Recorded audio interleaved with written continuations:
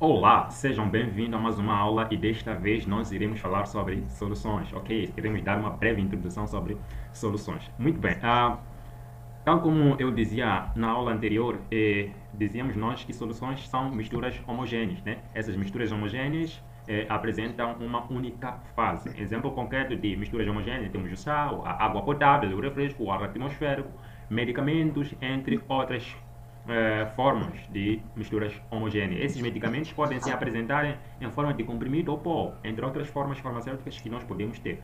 Bem, existem processos básicos de formação de uma mistura. Bem, para que haja a formação daquilo que é uma mistura, nós precisamos de obedecer os processos físicos, ou seja, apenas forma-se ligações intermoleculares nas moléculas envolventes, ou seja, que estão envolvidas no processo. Bem, essas soluções, elas podem ter, ou seja, essas soluções, elas têm um solvente que chama-se dispersante e podem ter e apresentam sempre um soluto que está em menor quantidade nessa solução. Bem, os mais detalhes dessa aula, deixei a aula disponível no YouTube. Essas misturas também podem ser classificadas de acordo com o estado físico, ou seja, o estado de agregação. Pode ser ela a mistura sólida, líquida, gasosa. Nós também podemos classificar essas misturas quanto à quantidade de soluto e solvente que existe nessa solução. Por exemplo, se nós temos pouco soluto nesta solução, vamos dizer que essa mistura é insaturada. Se nós temos muito soluto na solução, vamos dizer que a solução é supersaturada. Para uma solução, chama-se coeficiente de solubilidade. Dependendo do coeficiente de solubilidade, não é? Podemos dizer que essa mistura é classificada como uma mistura insaturada, saturada, supersaturada. Isto depende mesmo do coeficiente de solubilidade, como nós vimos na aula anterior. Bem, a fórmula para comparar o coeficiente de solubilidade com o nosso dado é esta aqui, e que vocês muito bem sabem que como devem aplicar de acordo com a aula que nós tivemos no dia de ontem. Bem, temos algumas questões que nós vimos ontem para cálculo de coeficiente de solubilidade que em alguns momentos a universidade cobra para que o estudante possa demonstrar que isto eu sei. Trouxe aqui o exemplo, né, onde chegamos ao ponto de dizer que todas essas alternativas estão erradas, apenas uma estava certa. Ok, nós temos aqui, por exemplo, alguns exemplos concretos, né, onde diz que mostre as equações para a formação de solução aquosa, ou seja, soluções aquosas, usando bromo líquido. Neste caso, se nós temos o bromo aqui, solução aquosa, ele não dissocia formando-se íons, porque nós partimos do princípio que as substâncias moleculares, ok, como o oxigênio, o bromo, o hidrogênio, a molécula de glicose, não se dissociam assim como tal. Por exemplo, eu posso escrever a molécula de glicose, que é C6H12, ok? Ou seja, então, esta aqui é a molécula de glicose. Em solução aquosa, esta molécula aqui, já que não é um composto iônico, ela não forma íons, ok? Podemos colocar a mesma molécula em solução aquosa. Aqui podemos escrever mais aqui, ok? Mais aqui, conforme está representado lá, mais aqui, ok? Então, aqui nós devemos ter C6H12, ou seja, mas isto estará em solução aquosa. Solução aquosa. Então, não houve dissociação desta molécula para formar esta. Ainda prevalece essa molécula aqui de glicose, assim como ela está aqui. Por quê? Porque é um composto molecular. Esse composto molecular não forma íons. Temos aqui, por exemplo, este composto aqui. É um composto iônico. É um composto iônico por quê? Porque apresenta na sua estrutura pelo menos um metal. Ok? Apresenta na sua estrutura pelo menos um metal. Então, esse composto vai se dissociar em íons potássio, que é este aqui, vai se dissociar também em íons carbonatos, que é esse aqui, ok? Levamos esse, ou seja, levamos esse 2, colocamos aqui, e levamos esse 3, o 1, não é? Que é do potássio, colocamos aqui, e lembram que aqui é 2 potássio, então esse 2 aqui tem que vir aqui, que é isso aqui. Não, isto tudo aqui são processos de dissociação dos compostos iônicos quando estão em solução aquosa. E nós também temos o peróxido de hidrogênio, ok? Este peróxido de hidrogênio, ok?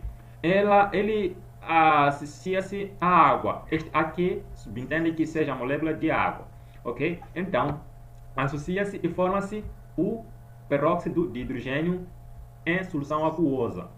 Não forma composto iônico, porque este aqui é um composto totalmente molecular. É importante também lembrar que Ok, isto equivale à molécula de água. Quando nós temos 1 litro de molécula de água, é a mesma coisa que dizer que temos 1000 mililitros. Isso é comum nas soluções e sempre vamos encontrar perguntas que tipo, exijam que converta mililitros para litro ou litro para litros ou litros para mililitros. Isso sempre vai acontecer. Estamos juntos até aqui? Ah, eu vou usar mesmo o 1 como o valor estabelecido. Estamos a dizer, por exemplo, temos o A e o B. Certo? Então, são as nossas soluções. O A é uma solução de cloreto de sódio, né? Que é a associação do soluto sal e o solvente água. Tanto B, o A deram-nos constante de solubilidade 2, por exemplo, vamos considerar 2. Certo? E o B dá-nos constante de solubilidade 3. Então, Uhum. ou por perceber esse dado, estamos a dizer que o A é menor em relação a B. Logo, o B é supersaturado em relação ao A. E o A é saturado. Ok, por que nós consideramos o A saturado? Vamos considerar, entre aspas, que o 2 como dado como de referência ou como constante de solubilidade universal, ou que a química aplicada determinou que é a constante certa para aquela solução, Uhum. para, para que a solução.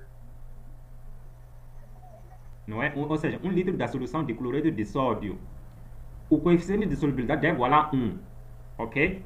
Mas nós, quando medimos aqui com nossos instrumentos, podemos verificar que, na verdade, o coeficiente de solubilidade daqui é igual a 2. Entre 1 e 2, qual é o valor maior? É o 2. É 2. Então, vamos dizer que essa solução aqui ultrapassou os valores recomendados pela União da Química Pura e Aplicada. União Internacional da Química Pura. Ultrapassou. Logo, essa solução aqui vai ser supersaturada, porque ultrapassou o coeficiente de solubilidade. Ok. Já estou a perceber. Lembras que o coeficiente de solubilidade, qual é a fórmula de coeficiente de solubilidade? Qual é a fórmula de coeficiente de solubilidade? Era a massa Uhum. do soluto Minha rede tinha caído. Sim. sobre Sobre a a massa do massa solvente.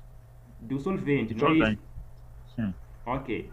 Se o coeficiente de solubilidade é igual a isto, então vamos dizer que quanto maior for o coeficiente de solubilidade, maior também será a massa do soluto. Ou seja, há uma relação de proporcionalidade direta, onde o coeficiente de solubilidade é diretamente proporcional à massa do soluto. Ou seja, quanto mais aumentarmos o coeficiente de solubilidade, aumenta também a massa do soluto. Isso significa que aqui, se essa aqui tem coeficiente de solubilidade igual a 2, então significa que essa solução aqui vai ser super saturada comparativamente a esse coeficiente de solubilidade estabelecido pela UPAC.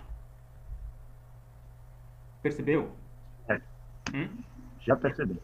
Então, aqui vamos dizer que a solução está saturada, ok? Está no ponto certo. Quando diz que uma pessoa está saturada, já atingiu o limite.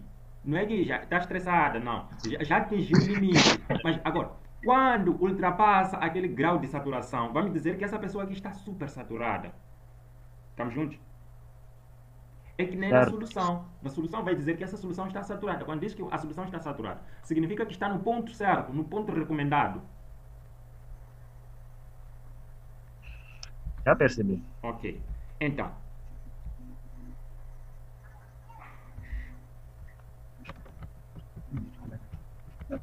Então, se eu for a te dar, por exemplo, esse. Ok, deixa eu apagar isto.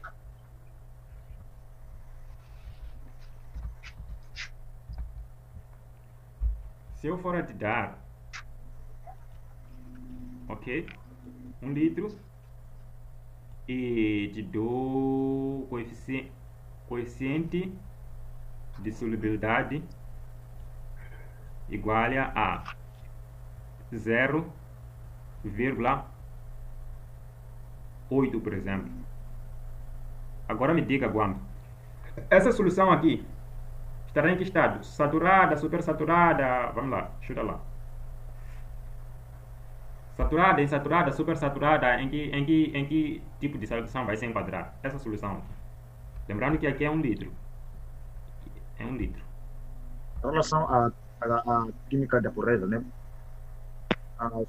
Em relação Aqui ao nosso vamos dado que é verificar. correto, que é este aqui. Ok? Sim. Seria insaturado. Porque Seria não chegou insaturado. ao É só ponto isso que de nós temos que analisar aqui, nessas opções. Se o valor que nos dão aqui. Ok, aqui não nos dão coeficiente de solubilidade, mas nos dão O, a massa. o valor de referência qual é? Nesse exemplo que deu agora. O valor de Se nós referência é este que eu coloquei aqui no quadrado, né? os coeficientes de solubilidade ou concentração, ou coeficiente de solubilidade 1. Sim. Tá bem. Também está claro. Ok. Todas as substâncias moleculares, sejam elas simples, sejam elas compostas, não dissociam-se. Sim, sim. Ok. Então, nós temos essas fórmulas, gente. Essas fórmulas ditam aquilo que é a concentração das soluções, ok? Lembrar que esse é um tema muito, mas muito importante para que possam entender as matérias subsequentes da físico-química. Lembrar que nós já saímos da química de poesias. Aqui já é química mesmo, que envolve um pouco de matemática e ter um pouco mesmo de memorização. Porque tem muitas fórmulas e que essas fórmulas precisam de serem por nós dominadas. A primeira fórmula, ou seja, para saber essas fórmulas, é necessário perceber que nós temos nas soluções concentração. Para tu dizeres que essa solução aqui é saturada, é supersaturada, o que tu deves comparar, né? Tens de ter um grau de comparação. E com base nessa comparação, tu vais dizer que essa solução é saturada ou insaturada, o que? Mas isso depende de uso de alguma forma. Essa fórmula que nós usamos é uma fórmula de concentração, né? É coeficiente de solubilidade, é um tipo de concentração, ok? O coeficiente de solubilidade é um tipo de concentração. Agora, como que descobrir que esta fórmula é, na verdade, uma fórmula de concentração?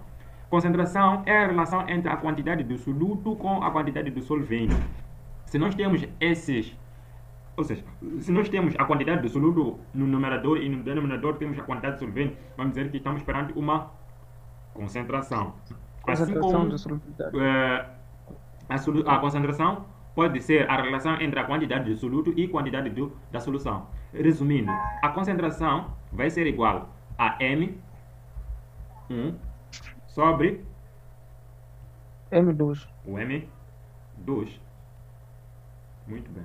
Também podemos ter concentração igual a M sobre o volume. o M. Ok, aqui vai ser M1.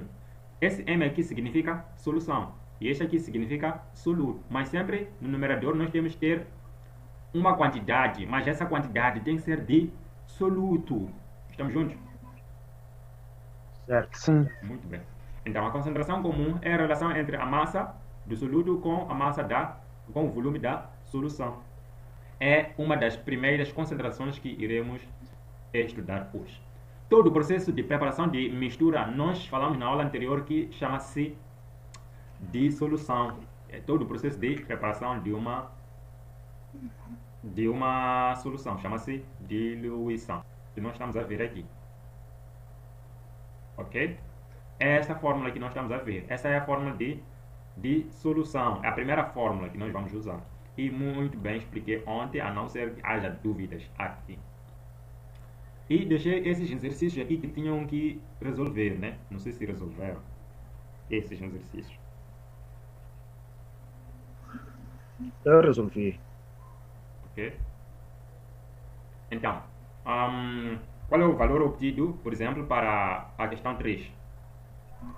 A questão 3 achei o 7,5. Não percebi? O 3, o valor foi de 7,5 gramas. O 3 foi o valor de 7,5. ok? Sim. Eles querem a massa, mas nós sabemos que a concentração comum, ok? A fórmula é concentração comum é igual A massa a, sobre o volume. a massa do soluto sobre o volume da solução. Esta é a fórmula que Solução. nós usamos. Agora, nós temos a concentração comum aqui igual a 50, que é este número aqui. Então, Sim, gramas por litro. nós temos, eles querem a massa, ok? Então, vamos ter aqui o M1.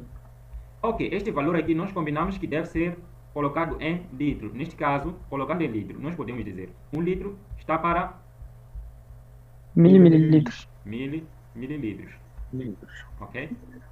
E, sendo assim, podemos dizer que 1500 mililitros,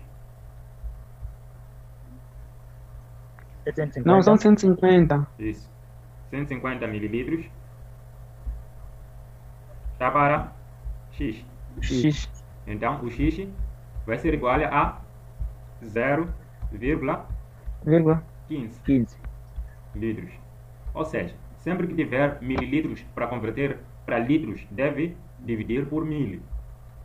Então, aqui Sim. vamos ter... eu não gosto de trabalhar com números com vírgulas. É por isso que eu vou sempre colocar a notação científica. Isso me facilita bastante nos cálculos.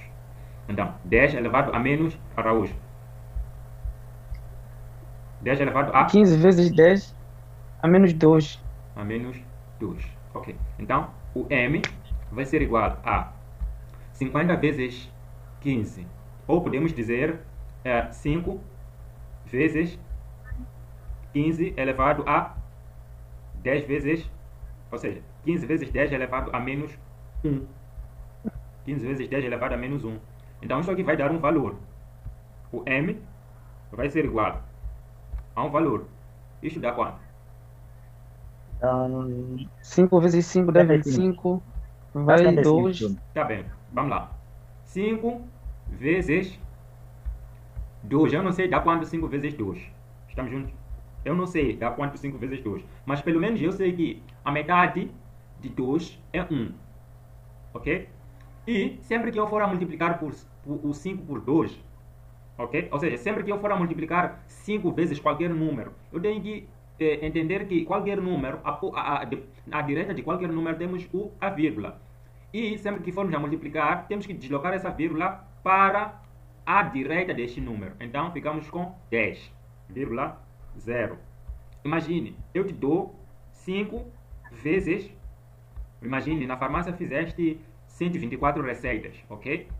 Então, tu não tens calculadora para fazer essas contas mentalmente. Então, pensas logo na metade deste número aqui. É 60 e quê? 2. 62. Não. Ok? Então, tu sabes que após o 62 temos vírgula. Então, desloca essa vírgula aqui para a direita. Fica 620,0. Estamos juntos? Sim. Ok. Tu podes fazer essa conta vezes 5 por qualquer número que seja, desde que penses sempre na metade do número que estás a multiplicar com ele. Então, também podes ter a situação de o denominador seja 5. Atenção, o denominador. Estou a falar de denominador, não estou a falar de numerador. Não é para depois fazermos confusão. O denominador tem que ser 5. Se o denominador for 5, vamos fazer o inverso daquilo que nós pensamos aqui. Aqui nós pensamos que era a metade, mas aqui vamos pensar que é o dobro deste número aqui. O dobro de 2 é? É 4. Ok. O dobro de 2 é 4. Então, se o dobro de 2 é 4, aqui nós deslocamos a vírgula para a direita. E aqui vamos deslocar a vírgula para a esquerda. Então, ficamos com 0, aqui, vírgula 4. O mesmo serve para qualquer número. Exemplo, 124. Então, esse 124 nós podemos dividir pelo 5. Se não fizerem a prática dessa multiplicação e divisão por 5, vai ser um caos na matemática da química.